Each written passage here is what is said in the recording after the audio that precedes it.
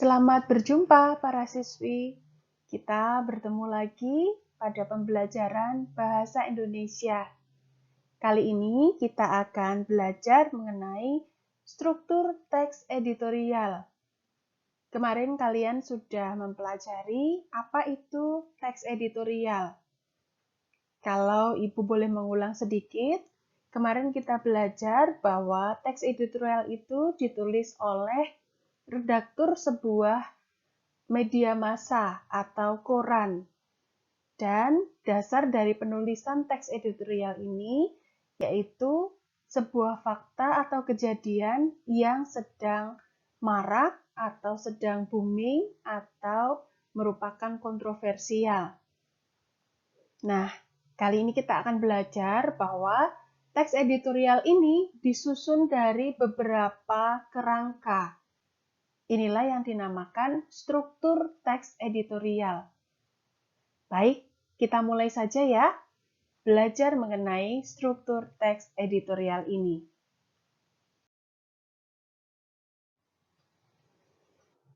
Struktur teks editorial terdiri dari 3 hal. Yang pertama, pengenalan isu.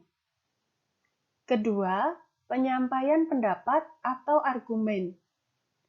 Ketiga, penegasan. Nah, kita akan membahas satu persatu struktur-struktur ini. Mari kita mulai.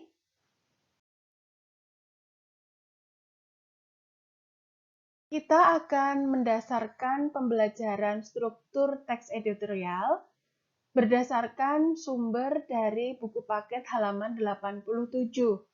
Kalian bisa membuka dan membaca sejenak teks editorial ini. Berdasarkan teks ini, nanti Ibu akan membuat contohnya bagian-bagian mana saja yang merupakan struktur dari teks editorial. Boleh kalian pause atau hentikan sejenak video ini, kemudian kalian baca terlebih dahulu teks yang berjudul Kado Tahun Baru 2014 dari Pertamina. Setelah kalian selesai membaca, silakan untuk melanjutkan video ini. Jadi kalian dapat memahami apa yang Ibu jelaskan.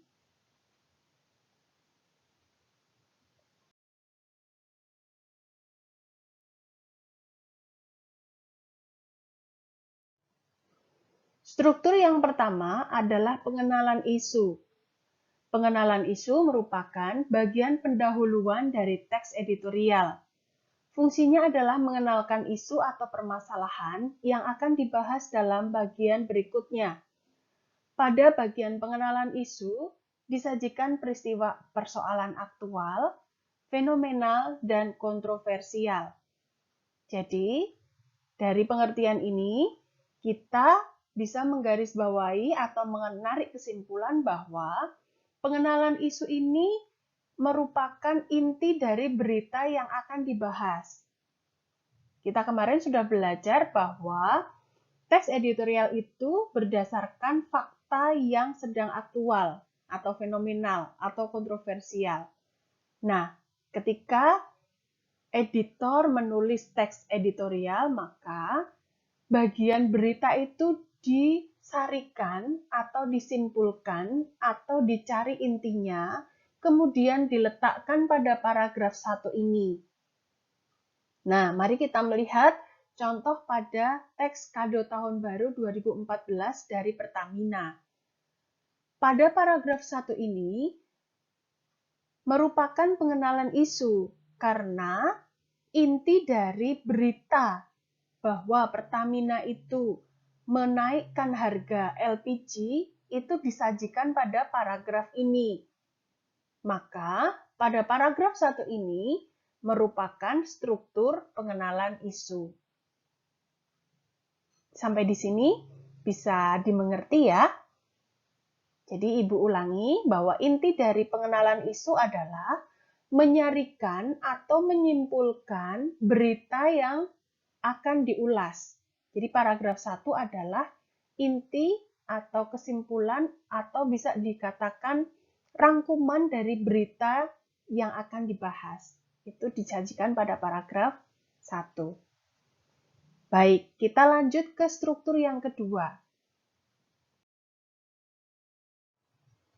Nah, struktur yang kedua adalah penyampaian pendapat atau argumen.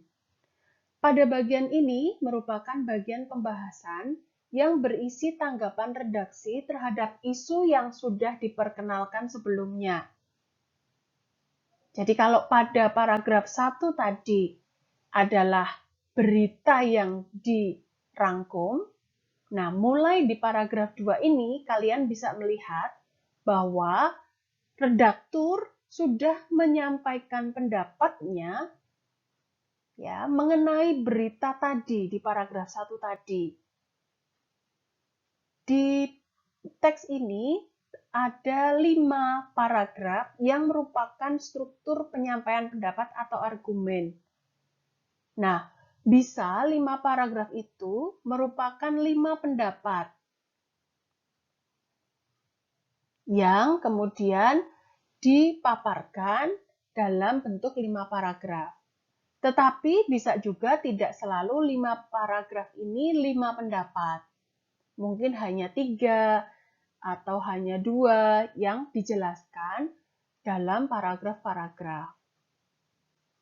Nah, ketika kalian membaca, kalian akan menemukan bahwa pada bagian pendapat atau argumen ini akan banyak ditemui opini-opini dari redaktur.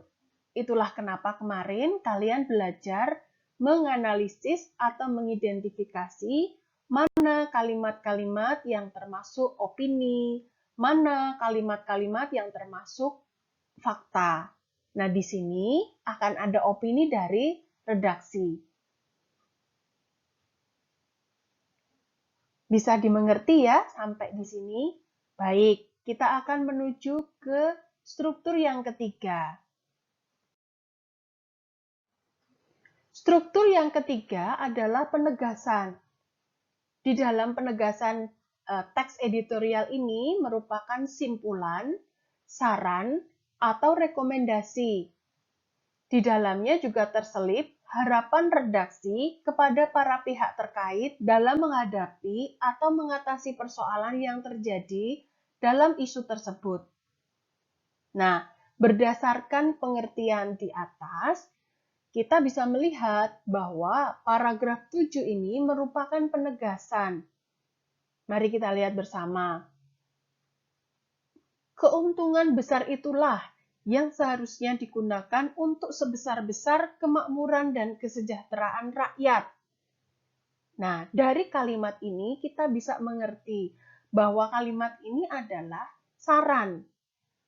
Setelah tadi dipaparkan pendapat, maka paragraf 7 ini redaksi atau redaktur memberikan saran bagaimana untuk mengatasi masalah yang sedang terjadi. Kalimat selanjutnya menyatakan hal tersebut. Mari kita baca kalimat kedua. Caranya dengan mengambil atau menyisihkan sepersekian persen keuntungan untuk menyubsidi kebutuhan bahan bakar kalangan masyarakat menengah ke bawah. Jadi ada 2 kalimat di sini. Kalimat pertama merupakan saran, ya. Kemudian kalimat kedua ini jalan keluarnya, meskipun keduanya juga termasuk saran. Nah, demikian materi kita pada pagi hari ini mengenai struktur teks editorial. Untuk latihan, kalian silahkan membaca teks editorial dari buku paket halaman 99 yang berjudul Pengangguran Makin Bertambah. Dari situ, silahkan tentukan struktur teks editorial tersebut dengan mengisi link yang tertera pada layar ini. Nah, kalau kalian ada hal yang belum dimengerti, kalian boleh menghubungi ibu untuk bertanya mengenai hal-hal yang belum kalian mengerti tersebut. Demikian pertemuan kita pada kali ini. Selamat berlatih untuk lebih memahami mengenai teks editorial. Sampai jumpa di pertemuan selanjutnya.